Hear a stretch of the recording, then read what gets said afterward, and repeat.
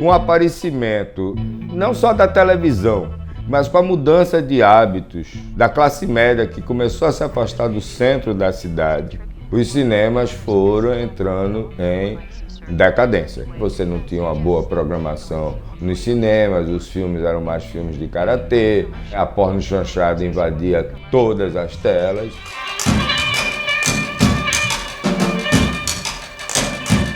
Recife, por exemplo, já chegou a ter quase 100 cinemas de rua. Imagine que cada bairro praticamente tinha um cinema. Imagine que você podia, da sua casa, ir a pé no seu bairro para o seu cinema e encontrar os seus amigos do bairro. São muitos desafios, né? Primeiro é o desafio de levar o público ao cinema. Já é em si uma tarefa hercúlea, né? Assim, tem acho que é Pedro Buccia que fala do pequeno milagre, né? Que é a pessoa sair de casa, onde ela tem internet, Netflix, popcorn time, iPad, não sei o que, para se dispor a enfrentar um trânsito, não sei o que, para ir para o cinema ver um filme, né? Isso aí já é um pequeno milagre mesmo, assim, um grande desafio, né?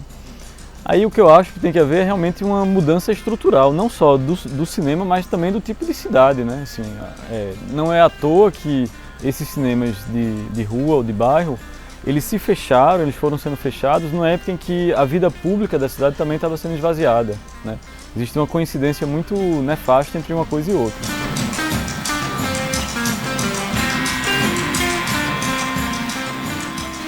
Os cinemas começaram a ser vendidos em todo o país.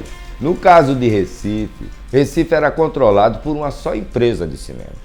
Então, na hora que a empresa, Luiz Severino Ribeiro, resolveu vender os seus cinemas, foi muito rápido, não sobrou nada. O que sobrou ficou no centro da cidade. Foi o Moderno, e o Veneza e o São Luís. O Trianon já tinha fechado em 1993, o Arte Palácio também tinha fechado, o Ritz e o Astro já estavam agonizando. Foi facílimo derrubar todos os cinemas de bairro aqui em Recife. Um dos usos que foi o de igreja, por exemplo, nos cinemas, mantiveram a estrutura praticamente intacta, né? Porque o grande espaço, o grande salão ainda está bem conservado. Virou igreja, mas pode voltar a virar cinema. Mas outros casos bem mais graves do que aconteceu aqui em Recife, a exemplo do Cinema Veneza, que foi uma das melhores salas de cinema que tivemos aqui na cidade, um dos melhores projetos arquitetônicos de sala de cinema. Essa sala foi simplesmente... O espaço não existe mais da sala de cinema. Foi transformado em lojas comerciais, em várias lojas comerciais dentro do espaço arquitetônico do cinema.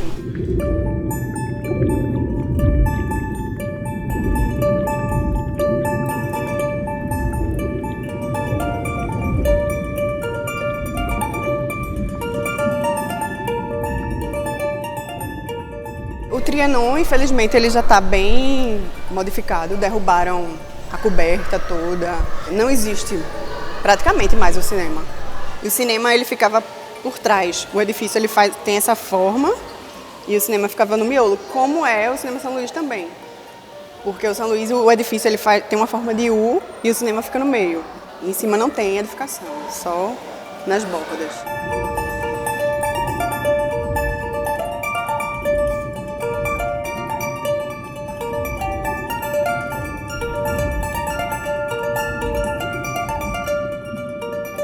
O Teatro do Parque sempre foi um equipamento iniciador. As pessoas que vinham estudar na capital, semanalmente frequentavam o Teatro do Parque. Assim, uma memória que eu tenho muito viva, por exemplo, do Cinema do Parque, eram as filas que se formavam na frente dele para ver os filmes pernambucanos, né? A sessão começava na fila, né? Ali você já tinha uma série de trocas, gente que estava passando na rua, que estava de bobeira, indo fazer outra coisa e via o que estava rolando. E aí se anexava ali na fila, ganhava um tempinho, era R$1, pá, ia ver o filme assim. Eu pude viver o parque a partir de 1997, que foi o ano que eu cheguei no Recife, né? Eu estava descobrindo a cidade, né? E ter um espaço que nem o parque era genial. Você podia ter acesso aos filmes feitos aqui, os curtas-metragens, os longas. Eu lembro assim, Amarelo Manga mesmo, de Cláudio Assis, foi um acontecimento assim na cidade. Eu acho que foi um grande termômetro assim da urgência que é ter espaços democráticos né, acessíveis para que a população possa consumir esses filmes, né?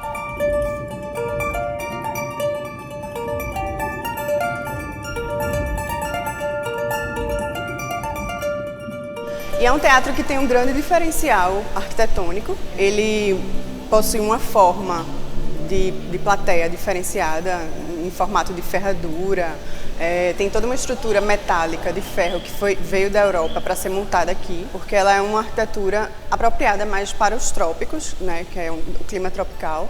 Tanto que ele era todo com venezianas nas portas, tem um lanterninha em cima para saída de ar. O proprietário era o comendador Bento Aguiar, que foi quem pensava em construir um grande parque naquela área. Tanto que ele começou a construir o hotel, depois o teatro. Eu descobri que lá foi a primeira sessão de cinema sonoro do estado, né? Em 1929 ou janeiro de 1930. O Grupo Severiano Ribeiro equipou o parque, que era a sala principal da cidade.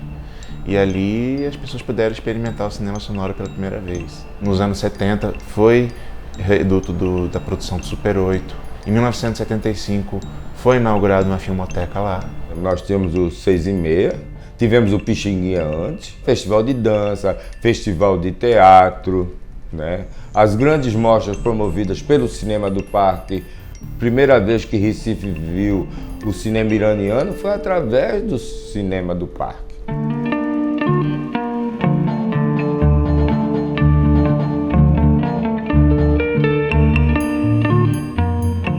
O cinema fechou em 2010 para reparos e a prefeitura mandou esse informe para a imprensa dizendo que seria rápido. O tempo que o cinema ficou fechado por conta disso só fez agravar a situação. Como não teve manutenção, como não teve ocupação desse espaço, os cupins tomaram conta. No momento que você luta para você ter uma cidade que volta a ser frequentada pelas pessoas, é lamentável. Teatro Centenário, e você tem um equipamento desse porte totalmente fechado. A situação chegou num limite em que, se não for feita uma restauração, como é o que está sendo proposto, como é o compromisso que foi assumido pela prefeitura, o Teatro do Parque não tem condições mais de voltar. É uma lástima, né, que o teatro tenha chegado a um estágio de deterioração tão avançado, né? A impressão que dá mesmo é que ele foi abandonado há alguns anos. Então nós instauramos um inquérito civil, iniciamos uma investigação e constatamos que as licitações e as obras estão andando, agora lentamente, porque não se trata de construção de um prédio, mas de restauração de um imóvel que é considerado de especial preservação, uma espécie de tombamento municipal. Qual foi a nossa ideia com o Cineclube? Levantar a bandeira do parque, primeiramente, mas não unicamente, propondo uma sessão mensal na calçada até que o teatro do parque seja entregue novamente à população. A obra não está funcionando, a obra está parada. A gente sabe porque todo mês está lá fazendo Cineclube e não tem avanço, não tem movimento.